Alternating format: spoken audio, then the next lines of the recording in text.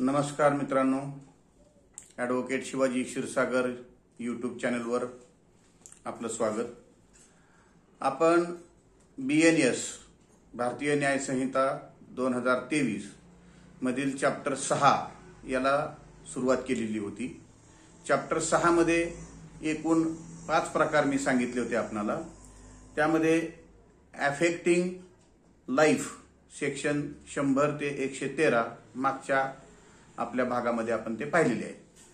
उरलेले जे 4 भाग आहेत ते आज आपण संपवणार आहोत। या भागामध्ये आपण पाहणार आहोत हर्ट सेक्शन 114 ते 125, रॉंगफुल restraint and wrongful confinement section 126 आणि 127, criminal force and assault section 128 ते 136 आणि सगळ्यात शेवटी किडनॅपिंग अँड ॲबडक्शन सेक्शन 137 ते 146। अशा रीतीने मित्रांनो 6व्या चॅप्टर मध्ये जे एकूण सेक्शन आहेत 100 पासून 146 पर्यंत हे आपण आज संपवणार आहोत। त्यापैकी सेक्शन 100 पासून 113 पर्यंतचा जो आहे अफेक्टिंग लाईफ हे आपण मागच्या भागात पाहिलेले आहेत। तर 114 पासून पुढे 146 पर्यंतचे सेक्शन आज आपण डिस्कस करणार आहोत। या टॉपिकचं नाव आहे offences affecting human body chapter 6 BNS मध्ये, म्हणजे भारतीय न्याय संहितेमध्ये। तर आपण सुरुवात करूया। हर्ट सेक्शन 114 ते 125 मध्ये हर्ट बद्दलचे विवेचन करण्यात आलेले आहे। त्यामध्ये सगळ्यात महत्त्वाची डेफिनेशन आहे सेक्शन 114 मध्ये। तर हर्ट म्हणजे काय? हुएवर कॉजेस बॉडीली इंजुरी किंवा बॉडीली पेन आपण त्याला म्हणतो, bodily pain, disease or infirmity is said to have committed the hurt. जो कोणी दुसऱ्या व्यक्तीला बॉडीली पेन, 3 शब्द लक्षात ठेवायचे, बॉडीली पेन, त्यानंतर डिसीज और इन्फर्मिटी। एक व्यक्ती दुसऱ्या व्यक्तीला बॉडीली पेन निर्माण करतं। बॉडीली पेन म्हणजे वेदना देणं। डिसीज म्हणजे एखाद्याला रोग होईल, कधी कधी संसर्गजन्य रोग असतात। जर ए ला माहिती आहे की त्याला तो संसर्गजन्य रोग आहे आणि तरीही तो बी बरोबर असं काही वर्तन करतो की त्यामुळं त्या बी ला पण तो रोग होईल। आणि त्याचप्रमाणे इन्फर्मिटी म्हणजे शारीरिक कमकुवतता निर्माण करणे। अशा पद्धतीचे जर काही कृत्य केले असतील तर त्याला म्हणायचं कॉजिंग हर्ट। तर हर्टसाठी काय आवश्यक आहे? Causing bodily pain, disease or infirmity. हे 3 शब्द लक्षात ठेवल्यानंतर तुम्हाला समजेल की what is mean by hurt. तर सेक्शन 114 मध्ये जे डेफिनेशन दिलेली आहे हर्टची, त्यानंतर 115 मध्ये सांगितलेलं आहे voluntarily causing hurt. Whoever does any act with the intention of thereby causing hurt to any person or with the knowledge that he is likely thereby to cause hurt to any person and does thereby cause hurt to any person is said voluntarily to cause hurt। म्हणजे section 114 मध्ये फक्त hurt म्हणजे काय दिले आणि व्हॉलंटरीली causing hurt काय आहे ते 115 मध्ये दिलेलं आहे। आणि त्याचमध्ये क्लॉज 2 मध्ये त्याची शिक्षा दिलेली आहे, whoever except in the case provided by subsection 1 of section 122 voluntarily causes hurt shall be punished with imprisonment of either description for a term which may extend to 1 year or with fine which may extend to 10,000 or with both। म्हणजे जर कुणी व्हॉलंटरीली hurt केला असेल कुणाला तर त्याला शिक्षा काय होऊ शकते? 1 वर्षापर्यंत इम्प्रिझनमेंट किंवा 10,000 रुपयापर्यंत दंड किंवा दोन्ही। अशा प्रकारे सेक्शन 114 आणि 115 जे आहे ते हर्ट बद्दल आहे। आता कधी कधी प्रश्न निर्माण होतो की हर्ट आणि ग्रीवियस हर्ट म्हणजे गंभीर दुखापत करणे, म्हणजे ग्रीवियस हर्टसाठी जे हर्ट आहे ती जर या 6 प्रकारामध्ये मोडत असेल तर त्याला काय म्हटलं जातं? ग्रीवियस हर्ट म्हटलं जातं। तर ते कुठले प्रकार आहेत? तर ए पासून एच पर्यंत अशी एक लिस्ट दिलेली आहे। 8 प्रकार आहेत की hurt converts into grievous hurt. Hurt आहे परंतु ती ग्रीवियस हर्ट कधी समजली जाईल त्याकरता जी लिस्ट आहे ती लिस्ट आपल्याला पाठच करावी लागेल। The following kinds of hurt only are designated as grievous, namely emasculation, permanent privation of sight of either eye, permanent privation of hearing of either ear, privation of any member or joint, destruction or permanent impairing of the powers of any member or joint, permanent disfiguration of the head or face, fracture or dislocation of a bone or tooth, and last, any hurt which endangers life or which causes the sufferer to be during the space of 15 days, 15 days ला underline करा, in severe bodily pain or unable to follow his ordinary pursuits. आता ordinary पर्स्युट्स म्हणजे दैनंदिन जीवनक्रमाचं काम तो जो व्यक्ती आहे सफरर तो करू शकला नाही. तर पूर्वीच्या डेफिनेशन मध्ये इथं 20 डेज होतं. जर एखादी व्यक्ती 20 दिवसापेक्षा जास्त काळ ते ऑर्डिनरी त्याचा दैनंदिन उपक्रम करू शकत नसेल किंवा दवाखान्यामध्ये ऍडमिट असेल तर त्याला समजायचे ग्रीव्हियस हर्ट. इथं 20 दिवसाच्या ऐवजी आता 15 दिवस केलेला आहे. एमपीएससीला प्रश्न विचारला जाऊ शकतो. तर ह्या प्रकारामध्ये जर कोणी फसत असेल तर त्याला समजायचं की हे ग्रीव्हियस हर्ट आहे. ह्याच्या टायटलच जर पाहिले तर तुम्हाला असं दिसेल की एखाद्याला एमॅस्क्युलेशन म्हणजे एखाद्याला नपुसक बनवणं, एखाद्याचा डोळा, एखाद्याचा कान, त्याचा जॉईंट मेंबर और बॉडी म्हणजे एखाद्या हाड मोडणं, असे जे गंभीर स्वरूपाचे जे आहेत गुन्हे शरीराबद्दल केले जाणारे, परमनंट डिस्फिगरेशन ऑफ हेड और फेस, चेहऱ्यावर अशी जखम गंभीर स्वरूपाची करणं किंवा डोक्याला मोठी जखम करणं किंवा दात पाडणं किंवा 15 दिवसापेक्षा जास्त त्याला ऍडमिट राहावं लागेल किंवा दैनंदिन उपक्रम करू शकत नसेल, अशा प्रकारचे म्हणजे हे जर पाहिले आपण यादी तर यात असं दिसतं की ते गंभीर स्वरूपाचे आहेत. म्हणूनच याला ग्रीव्हियस हर्ट असं सेक्शन 116 मध्ये ग्रीव्हियस हर्टची डेफिनेशन दिलेली आहे. आणि मग व्हॉलंटरीली कॉजिंग ग्रीव्हियस हर्ट अगोदर डेफिनेशन देतात, त्यानंतर त्याची शिक्षा दिलेली असते. तर सेक्शन 117 मध्ये सांगितलेलं आहे, whoever voluntarily causes hurt if the hurt which it extends to cause or knows himself to be likely to cause grievous hurt, and if the hurt which he causes is grievous, he is said voluntarily to cause grievous hurt. आणि मग त्याच्यामध्ये शिक्षा दिलेली आहे clause 2 मध्ये, section 117 sub clause 2 मध्ये व्हॉलंटरीली causing ग्रीव्हियस हर्टची शिक्षा दिलेली आहे. Whoever except in the case provided by subsection 2 of section 122 voluntarily causes grievous hurt shall be punished with imprisonment of either description for a term which may extend to 7 years and shall also liable to fine. इथं फाईनची मर्यादा दिलेली नाही किती fine करावा ते. तर अशा प्रकारे ह्याच्या डेफिनेशन आहे ग्रीव्हियस हर्ट सेक्शन 116, सेक्शन 117. त्यामध्ये पुन्हा दिलेला आहे तिसरा क्लॉज, चौथा क्लॉज पण दिलेला आहे. त्यामध्ये whoever commits an offence under subsection 1 and in the course of such commission causes any hurt to a person which causes that person to be in permanent disability or in persistent vegetative state shall be punished with rigorous imprisonment for a term which shall not be less than 10 years but which may also extend to imprisonment for life, which shall mean imprisonment for remainder of that person's natural life. म्हणजे हे ग्रीव्हियस हर्टचं मोठं स्वरूप आहे की ज्यामध्ये life imprisonment होऊ शकते आणि शिक्षा 10 वर्षापेक्षा कमी देता येत नाही, अशा प्रकारे सिरियस आहे हे. त्यानंतर क्लॉज 4 मध्ये दिलेलं आहे, when a group of 5 or more person, grievous हर्टच आहे परंतु ते 5 पेक्षा जास्त लोकांनी केली असेल तर त्यामध्ये वेगळी शिक्षा आहे. त्यामध्ये म्हटलेलं आहे की each member of such group shall be guilty of the offense of causing grievous hurt and shall be punished with imprisonment of either description for a term which may extend to 7 years and shall also liable to fine. म्हणजे ग्रुपनं केलेलं ग्रीव्हियस hurt आहे, याला सुद्धा seriously घेतलेलं आहे. नंतर section 118 मध्ये सांगितलेलं आहे, voluntarily causing hurt or grievous hurt by dangerous weapons or means. Section 119 मध्ये म्हटलेलं आहे, voluntarily causing hurt or grievous hurt to extort property or to constrain to an illegal act. 120 मध्ये सांगितलंय, voluntarily causing hurt or grievous hurt to extort confession, म्हणजे एखाद्याकडून गुन्ह्याची कबुली करून घेण्याकरता जर त्याला हर्ट केलेला असेल तर, or to compel restoration of property.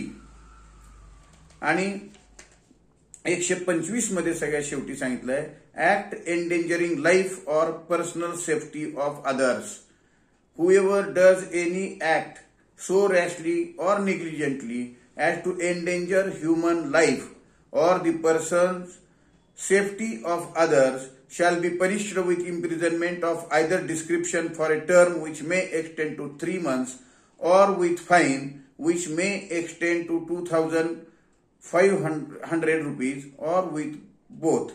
असे हे एंडेंजरिंग लाईफ म्हणजे एखाद्याच्या लाईफ मध्ये एक डेंजर निर्माण करणं, धोका निर्माण करणं त्याच्याकरता, किंवा पर्सनल सेफ्टी ऑफ अदर्स त्याच्यासाठी 125 आहे.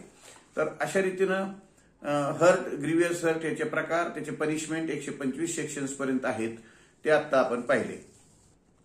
आपण 2 प्रकार पाहिले. पहिला प्रकार पाहिला अफेक्टिंग लाईफ, सेक्शन 100 ते 113, त्यामध्ये मर्डर वगैरे होतं.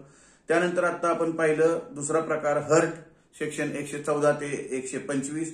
आता तिसरा प्रकार आपण पाहतोय wrongful restraint and wrongful confinement. याच्यासाठी फक्त 2च सेक्शन्स आहेत. Section 126 wrongful restraint, 127 wrongful confinement. आता रॉंगफुल रिस्ट्रेंट आणि रॉंगफुल कन्फाइनमेंट समजण्याकरता एकदम छोटी कृती तुम्हाला दाखवतो. एखाद्या व्यक्तीला जर तुम्ही फक्त असा आडवा हात धरला असेल तर रिस्ट्रेंट, आणि त्याला जर असं केलं तर ती कन्फाइनमेंट. एवढ्यावरून तुम्हाला काय समजतं पहा. मराठीत समजून देण्याकरता हे एकदम सोपी व्याख्या आहे. रिस्ट्रेंट करणं म्हणजे काय की एखाद्या व्यक्तीची एक वाट अडवणं. आता शेतामधून एखादी व्यक्ती चालली, त्याला जर आपण इकडून जाऊ नको म्हटलं, याचा अर्थ त्याला दुसरीकडनं कुठनं तरी रस्ते आहेत, फक्त त्याला आपण अडवणूक केली तर त्याला रिस्ट्रेंट म्हणायचं, रॉंगफुल रिस्ट्रेंट. रॉंगफुल कन्फाइनमेंट म्हणजे असं की त्याला बंदिस्त करणं. मग त्याला 4 भिंतीत असावे असं नाही, की एखाद्या कन्फाइन्ड लिमिटमध्ये त्याला बंद करणं म्हणजे त्याला रॉंगफुल कन्फाइनमेंट म्हणतात.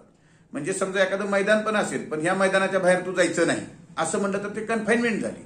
परंतु त्याचा फक्त एक रस्ता अडवला तर ते रिस्ट्रेंट. म्हणजे आता डेफिनिशन वरून पहा तुम्ही, एकदम सोपी डेफिनिशन आहे. whoever voluntarily obstructs any person so as to prevent that person from proceeding in any direction, एका दिशेला जाण्यापासून त्याला आपण अडवतोय, in which that person has a right to proceed is said wrongfully to restrain that person. म्हणजे एखाद्या व्यक्तीला एला रस्त्याने जाण्याचा अधिकार आहे आणि त्याचा रस्ता अडवला तर ते रॉंगफुल रिस्ट्रेंट झालं. पण काय पाहिजे की त्याला कायदेशीर जाण्याचा अधिकार असेल तर. जनरली शेताच्या बाबतीत असे गुन्हे घडतात की तू इकडून जाऊ नको, वाट अडवली म्हणतात, तर ते रॉंगफुल रिस्ट्रेंट आहे. आता त्याची पनिशमेंट पण तिथं दिलेली आहे क्लॉज 2 मध्ये. whoever wrongfully restrains any person shall be punished with simple imprisonment for a term which may extend to 1 month or with fine which may extend to 5,000 rupees or with both. म्हणजे त्याला 1 महिना शिक्षा किंवा 5,000 रुपये दंड किंवा दोन्ही होऊ शकतं. रॉंगफुल त्याला म्हणायचं रिस्ट्रेंट. फक्त त्याचा रस्ता अडवला, वाट अडवली तर इतका दंड होऊ शकतो, पण त्याला कायदेशीर त्या रस्त्याने जाण्याचा अधिकार असताना अडवणूक केली तर. आणि रॉंगफुल कन्फाइनमेंट काय आहे? whoever wrongfully restrains any person in such a manner as to prevent that person from proceeding beyond certain circumscribing limits is said wrongfully to confine that person. Beyond any circumscribing limit म्हणजे एखाद्या लिमिटमध्ये त्याला अडकवून ठेवणं. उदाहरणार्थ एखाद्या व्यक्तीनं शिडीवरनं वर गच्चीवर गेलाय आणि त्याला दुसरा रस्ताच नाही, शिडी काढून ठेवली तर काय होईल? तर ते removing ladder is amounting to wrongful confinement. कारण का तर तो वरती गच्चीत अडकून पडला, त्याला खाली येताच येणार नाही, त्याला दुसरा रस्ता नाहीये. पण त्याच ठिकाणी जर समजा त्याला 4 रस्ते आहेत आणि त्याला फक्त त्याची एक ठिकाणी फक्त त्याला रस्ता अडवला असेल तर ते रिस्ट्रेंट होईल. एखादा माणूस लिफ्टमध्ये गेलेला आहे आणि वरनं बाहेरनं कुलूप लावलं तर रॉंगफुल कन्फाइनमेंट होईल. अशा रीतीनं रॉंगफुल रिस्ट्रेंट आणि रॉंगफुल कन्फाइनमेंट फक्त 2च सेक्शन्स आहेत, परंतु अत्यंत महत्वाचे आहेत. त्याचप्रमाणे चौथा प्रकार आहे क्रिमिनल फोर्स अँड असॉल्ट. हे आपल्याला पाहायचंय सेक्शन 128 पासून 136 पर्यंत तुम्हाला पाहायला मिळेल क्रिमिनल फोर्स अँड असॉल्ट. आता क्रिमिनल फोर्स बघण्याच्या अगोदर सेक्शन 128 मध्ये फक्त फोर्स म्हणजे काय दिलंय आणि त्यानंतर दिलंय क्रिमिनल फोर्स म्हणजे काय. सेक्शन 128 मध्ये फोर्सची डेफिनेशन काय आहे. A person is said to use force to another if he causes motion, change of motion or cessation of motion. तीनच शब्द लक्षात ठेवायचे. Causes motion, change of motion or cessation of motion to that other or if he causes to any substance such motion or change of motion or cessation of motion as brings that substance into contact with any part of that other's body or which anything which that other is wearing, carrying or with anything so situated that such contact affects that other's sense of feelings, provided that the person causing the motion, change of motion or cessation of motion causes that motion, change of motion or cessation of motion in one of the following three ways, namely. म्हणजे एखाद्या व्यक्तीला त्याची हालचाल थांबवणं, motions म्हणजे काय, हालचाल किंवा बदल करणं, पण ते कुठल्या प्रकाराने केलं तर होईल force. By his own bodily power. Secondly by disposing any substance in such a manner that the motion or change or cessation of motion takes place without any further act on his part or on the part of any other person. Or thirdly, by inducing any animal to move, to change its motion or to cease to move. हे प्रकार पाहून घ्या की एखाद्या व्यक्तीनं ए न बी ला त्याची मोशन बदलण्याच्या हेतूनं त्याच्या अंगावर कुत्रं सोडलं तर काय होईल की त्या व्यक्तीला त्याची मोशन डायरेक्शन बदलावं लागेल. तर त्यानं काय वापर केला, इथं फोर्स वापरला असं समजलं जाईल. कधी कधी त्याच्या बळाचा वापर करेल. ए हा बी ला स्वतःच्या फिजिकल बळाच्या आधारे त्याला म्हणाल तू इकडून यायचं नाही, तू इकडून जायचं नाही, बळाचा वापर थोडक्यात, जेणेकरून त्याची मोशन और change of motion or cessation of motion होणार आहे. अशा प्रकारे इथं फोर्स म्हणजे काय ह्याची फक्त ही डेफिनेशन आहे. पण ह्या डेफिनेशन जी फोर्सची दिली आहे ह्याचं रूपांतर क्रिमिनल फोर्समध्ये कधी होईल. जर तो फोर्स हा क्रिमिनल फोर्स असेल तर शिक्षा होणार आहे. whoever intentionally uses force to any person without that person's consent in order to the committing of any offense or intending by the use of such force to cause or knowing it to be likely that the use of such force he will cause injury, fear or annoyance. हे तीन शब्द महत्वाचे आहेत. म्हणजे force अशा रीतीने वापरतोय की जेणेकरून समोरच्या व्यक्तीला इंजुरी तरी होते किंवा इंजुरीची भीती निर्माण होते. Fear or annoyance to the person to whom the force is used is said to use the criminal force to that other person. म्हणजे उदाहरण पण दिलेलं आहे तिथं. A intentionally pulls up the woman's veil. म्हणजे ए न एखाद्या महिलेचा बुरखा ओढला तरी that is amounting to use of criminal force. असे काही त्याच्यामध्ये इलिस्ट्रेशन्स आहेत. इलिस्ट्रेशन बघितल्यानंतर तुम्हाला बऱ्यापैकी ते समजू शकतं. असं आहे ते. आपण आता काय पाहिलं, force section 128 force, section 129 criminal force आणि त्यानंतर आहे assault. whoever makes any gesture or preparation intending or knowing it to be likely that such gesture or preparation will cause any person present to apprehend that he who makes that gesture or preparation is about to use criminal force to that person is said to commit an assault. म्हणजे धमकी देणे. एखाद्यानं मी तुला criminal force वापरीन असं म्हणण्याच्या उद्देशानं फक्त हाताने हावभाव जरी केले तरी that will amount to assault. A shows the fist that he will give blow to him or he will use criminal force, तर त्याला असं हाताने असं करणं सुद्धा एक प्रकारे असॉल्ट आहे. म्हणून तिथं म्हणले gesture. whoever makes any gesture or preparation, फक्त समोरच्याला भीती दाखवण्याच्या दृष्टीनं हावभाव जरी केले तरी दॅट अमाउंटिंग टू असॉल्ट. तर इथं असॉल्टच्या पहिल्या इलिस्ट्रेशन्स मध्येच असं म्हणलंय, A shakes his fist at Z. A न झेडला फक्त फिस्ट असा बुक्का दाखवला की तुला मी मारीन तरी that will amounting to assault. बऱ्याच वेळेला समोर ऍक्शन काय केलेली आहे आणि त्यानं कुठला गुन्हा होतो असं विचारलं तर तुम्हाला सांगता आलं पाहिजे की एखाद्यानं ए न बी ला फक्त अशी फिश दाखवली, that will amounting to an assault. कधी कधी म्हणतात की माझ्याकडे बघून त्यानं मिशीवर ताव मारला, मग ते सुद्धा एक प्रकारे जर त्या डेफिनेशन मध्ये बसलं तर that will amounting to assault. पण त्याचं इंटेन्शन काय पाहिजे की मिशीवर ताव मारताना थांब तुला बाहेर आल्यावर बघतो, असं कधी कधी म्हणतात. थांब जरा तू इतर नाटकं करतो, तू बाहेर आल्यावर तुला बघून घेईल, तर that is amounting to assault. That gestures will amount to an assault. मग त्याला डेफिनेशनला दिल्यानंतर परत सेक्शन 131 मध्ये त्याची पनिशमेंट दिलेली आहे. Punishment for assault or criminal force otherwise than on grave प्रोव्होकेशन.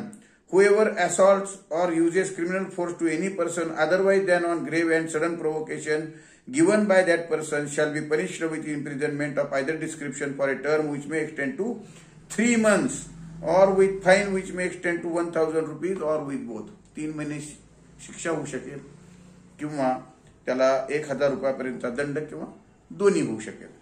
अशी ही त्याची शिक्षा आहे. 132 मध्ये म्हटलेलं आहे assault or criminal force to deter public servant from discharge of his duty.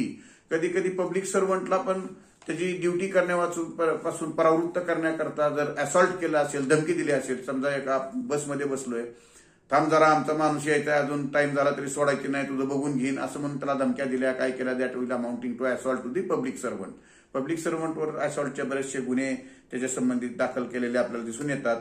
तर त्यावेळी काळजी घेतली पाहिजे की पब्लिक सर्वंटला त्याची ऑफिशियल ड्युटी करत असताना त्याला मनाई करू नये किंवा त्याला असॉल्ट धमकी देऊ नये.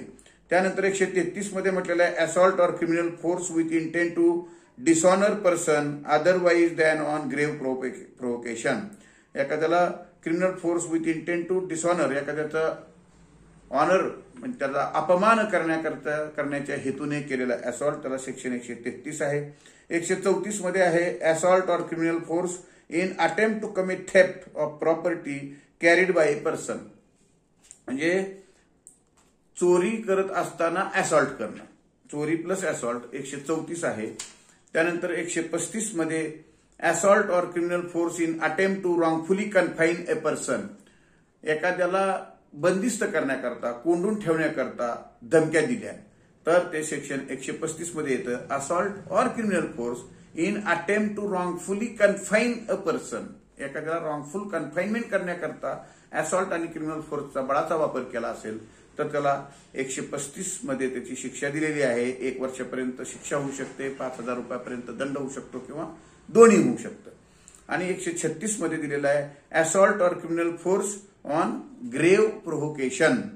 Whoever assaults or uses criminal force to any person on grave and sudden provocation given by that person shall be punished with simple imprisonment for a term which may extend to 1 month or with fine which may extend to 1,000 rupees or with both. म्हणजे assault किंवा criminal force जो आहे तो समोरच्यानं grave and sudden प्रोव्होकेशन, त्यानं रागाला आणलं समोरच्या व्यक्तीनं, तरी सुद्धा जर त्यानं असॉल्ट वापरला असेल, क्रिमिनल फोर्सचा वापर केला असेल तर 1 महिन्यापर्यंत त्याला सुद्धा शिक्षा होऊ शकते. अशा रीतीनं आहे हा चॅप्टर आपण पाहिलेला आहे, हा 4th. चॅप्टर 6 मध्ये जे 5 प्रकार दिलेले आहेत offences relating to affecting to human body, त्याच्यामध्ये जे आता आपण पाहतोय त्यामध्ये पहिला आपण पाहिला अफेक्टिंग लाईफ म्हणजे मर्डर वगैरे, आपण सेक्शन 100 पासून 113 पर्यंत पाहिलं. हर्ट बद्दल आपण पाहिलं 114 पासून 125 पर्यंत. त्यानंतर रॉंगफुल रिस्ट्रेंट आणि रॉंगफुल कन्फाइनमेंट पाहिलं 126 आणि 127. त्यानंतर पाहिलं criminal force and assault section 128 ते 136. आणि सगळ्यात शेवटचा म्हणजे 5वा प्रकार आहे kidnapping and abduction. Kidnapping and abduction section 137 सुरू होतो तो 146 पर्यंत आहे. किडनॅपिंगची डेफिनेशन दिलेली आहे सेक्शन 137 मध्ये. किडनॅपिंगचे 2 प्रकार दिलेले आहेत. पहिला काय, kidnapping from India and kidnapping from lawful guardianship. आता हे 2 प्रकार करण्याचं कारण काय, तर किडनॅपिंग ऑफ इंडिया जर असेल, भारतातून किडनॅप केलं एखाद्याला, पळवून नेलेलं आहे, तर तिथं त्या व्यक्तीचं अपहरण झालेलं आहे, त्या व्यक्तीच्या वयाचा संबंध येत नाही. परंतु किडनॅपिंग फ्रॉम लॉफुल गार्डियनशिप जर असेल तर तिथं वयाचा संबंध असल्यामुळं ह्याचे 2 प्रकार केलेले आहेत. म्हणजे जर इंडियाच्या बाहेर जर कोणाला किडनॅप केला असेल तर तो कितीही वयाचा असेल तर किडनॅपिंग झालं असं समजलं जाईल. पण लॉफुल गार्डियनशिप मध्ये मात्र वयाची अट दिलेली आहे.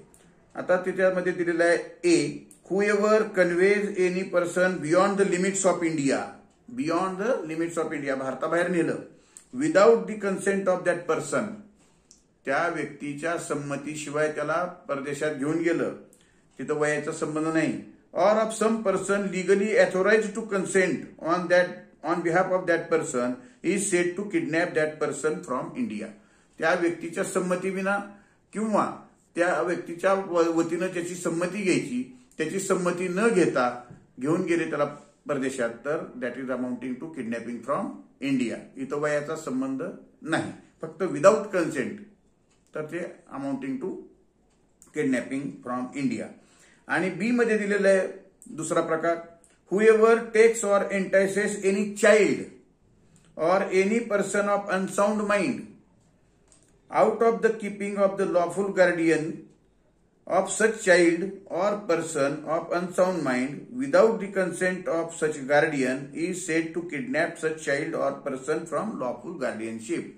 म्हणजे हे प्रोटेक्शन दिलेलं आहे किडनॅपिंग पासून चाइल्ड आणि अनसाउंड माइंड. अनसाउंड माइंड असेल तर त्याला कितीही वयाचा असला तरी त्याच्या अपॉइंटेड लिगल गार्डियन जो आहे त्याच्या संमतीशिवाय जर त्याला कुठं नेलं तर that will amounting to kidnapping, अपहरण केलं असं समजलं जाईल.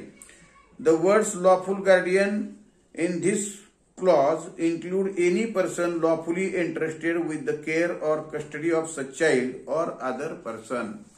तर इथं लॉफुल गार्डियन कोणाला म्हणायचं ते सुद्धा दिलेलं आहे.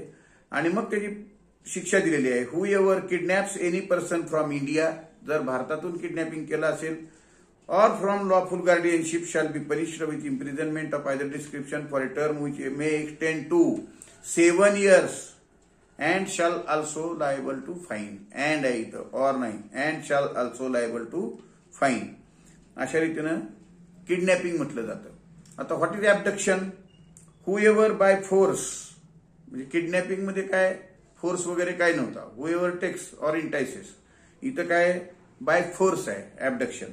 whoever by force compels or any deceitful means, फूस लावणे, deceitful means, फसवण्याच्या उद्देशाने, induces any person to go from any place is said to abduct that person. abduction साठी काय काय आवश्यक आहे? फोर्स किंवा कंपल्शन और deceitful means induces any person to go from any place. कुठल्याही व्यक्तीनं ते कुठल्याही व्यक्तीला कुठल्याही प्लेसवरून प्लेस बदलायला लावणं किंवा बरोबर घेऊन जाणं, त्याला म्हणायचं ॲबडक्शन. त्यानंतर 149 मध्ये दिलेलं आहे kidnapping or maiming a child for the purpose of begging, म्हणजे भीक मागायला लावण्याच्या उद्देशानं लहान मुलाचं अपहरण करणं, त्याला सिरियसली घेतलेलं आहे सेक्शन 149 मध्ये. 140 मध्ये दिलेलं आहे kidnapping or abducting in order to murder or ransom etcetera. त्याला 10 वर्षापर्यंतची शिक्षा आहे. मर्डरच्या हेतून जर एखाद्याला कुठं पळवून नेलं असेल तर केवळ पळवून नेणं हा सुद्धा गुन्हा आहे मर्डरच्या हेतून. मर्डर केल्यावर तर प्रश्नच मिटला, त्याला मोठी शिक्षा होणार आहे. परंतु मर्डर करण्यापूर्वी त्या पकडला गेला आणि तसं लक्षात आलं की he was kidnapped with a view to commit murder, तर त्याला रिगरस इम्प्रिझनमेंट फॉर टर्म, त्याला भरपूर शिक्षा दिली आहे. whoever kidnaps or abducts any person in order that such person may be murdered or may be so disposed or as to put in danger of being murdered shall be punished with imprisonment for life or rigorous imprisonment for a term which may extend to 10 years and shall also liable to fine. म्हणजे इथं जन्मठेपेपासून ते 10 वर्षापर्यंतची शिक्षा आणि दंड होऊ शकतो. पण तिथं इंटेन्शन काय पाहिजे? Kidnapping or abducting in order to murder or ransom etcetera. त्यानंतर importation of girl or boy from foreign country. Whoever imports into India from any country outside India any girl under the age of 21 years or any boy under the age of 18 years with intent that girl or boy may be or knowing it to be likely that girl or boy will be forced or seduced to illicit intercourse.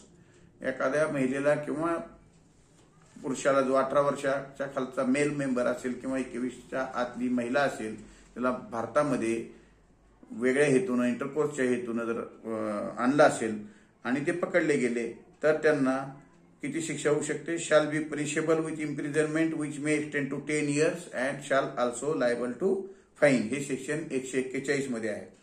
त्यानंतर wrongfully concealing or keeping in confinement kidnapped or abducted person. Section 142 मध्ये काय म्हटलेलं आहे? Whoever knowing that any person has been kidnapped or has been abducted wrongfully conceals or confine such person shall be punished in the same manner. म्हणजेच थोडक्यात kidnapping आणि ॲबडक्शनला ज्यांनी मदत केली, हाईड केलं, लपवण्यासाठी संधी दिली, त्यांना सुद्धा तेवढीच शिक्षा आहे की ज्यानं किडनॅप केलंय तेवढीच. ते दिलेलं आहे 142 मध्ये. त्यानंतर 143 आहे trafficking of person. Trafficking person म्हणजे whoever for the purpose of exploitation recruits, transports, harbours, transfers or receive the person or persons by using threats or using force or any other form of coercion or by abduction or by practicing fraud or deception or by abuse of power or by inducement including the giving or receiving of payment or benefits in order to achieve the consent of any person having control over the person recruited, transported, harbored, transferred or received commit the offense of trafficking. म्हणजे थोडक्यात हे काय की माणसाची तस्करी, तस्करी केलेली आहे. तर या ठिकाणी त्याचं एक्सप्लॉयटेशन आहे, पिळवणूक आहे, म्हणून त्या डेफिनेशन यामध्ये दिलेले आहेत. 144 मध्ये दिलेलं आहे एक्सप्लॉयटेशन ऑफ ए ट्रॅफिक्ड पर्सन. ज्या व्यक्तीला अशा रीतीनं आणलेलं आहे ट्रॅफिक करण्याकरता, त्याचं जर पिळवणूक खरोखर केली असेल तर त्याला 5 वर्षापर्यंतची शिक्षा आहे. त्यानंतर बट विच मे म्हणजे shall not be less than 5 years आहे. 5 वर्षाच्या आत शिक्षा द्यायचीच नाही, पण 10 वर्षापर्यंत मात्र वाढवू शकते. जर ट्रॅफिकिंगच्या उद्देशानं एखाद्या व्यक्तीला पकडलं आणि त्याचं खरोखर एक्सप्लॉयटेशन केलं तर 5 ते 10 वर्षापर्यंतची शिक्षा आहे, 5च्या आत नाही, आणि शिवाय दंड सुद्धा आहे. त्यानंतर सेक्शन 145 आहे habitual dealing in slaves. Whoever habitually imports, exports, removes, buys, sells, traffics or deals with slaves. Slaves म्हणजे गुलाम. Shall be punished with imprisonment for life. त्याला जन्मठेपेची शिक्षा आहे. Or with imprisonment of either description for a term not exceeding 10 years and shall also liable to fine. म्हणजे habitual आहे, habitual dealing in slaves. त्यानंतर unlawful compulsory labor. बेकायदेशीररित्या एखाद्या व्यक्तीला म्हणजे बाउंडेड लेबर टाईप जर जबरदस्ती केली असेल, लेबर म्हणून तू काम केलंच पाहिजे असं जर एखाद्याला जबरदस्ती केली तर त्याची सुद्धा शिक्षा ही सेक्शन 146 मध्ये नमूद करण्यात आली. तर अशा रीतीनं मित्रांनो आज आपण चॅप्टर 6 नंबरचा चॅप्टर जो आहे तो आज संपवलेला आहे. त्यामध्ये चॅप्टर 6 हा क्रिमिनल प्रॅक्टिसच्या दृष्टीनं खूप महत्वाचा चॅप्टर आहे. कारण हे कशासाठी आहेत? Offences affecting human body. माणसाच्या शरीराच्या बद्दल होणारे सर्व जे गुन्हे आहेत ते गंभीर गुन्हे आहेत, किरकोळ गुन्हे आहेत, हे सगळे तुम्हाला बघायला मिळतील सेक्शन 100 पासून ते 146 पर्यंत. म्हणजे टोटल 47 सेक्शन्स आहेत. हे तुम्ही व्यवस्थित जर वाचले, तुम्ही लेक्चर ऐकत असताना जर बेअर ऍक्ट ठेवला, आता मी बेअर ऍक्ट मधलं आहे तसं सगळं जर वाचत बसलो तर खूप वेळ लागेल. मी फक्त कन्सेप्ट क्लिअर करण्याचा प्रयत्न करतोय, फक्त अर्थ समजून देण्याचा प्रयत्न करतोय, तो तुम्ही समजून घ्या. आणि सेक्शनच्या खाली जे इलिस्ट्रेशन्स दिलेले आहेत ते इलिस्ट्रेशन्स तुम्ही अवश्य वाचा. आणि अशा रीतीनं आज आपण BNSचा 10वा भाग आपण घेतलेला आहे. ह्या म्हणजे पुस्तकातले भाग नाहीत, हे आपल्या सोयीसाठी आतापर्यंत 10 भाग झालेले आहेत. तर पुढच्या वेळी आपण याच्या पुढचा सेक्शन्स पाहू. नमस्कार, धन्यवाद.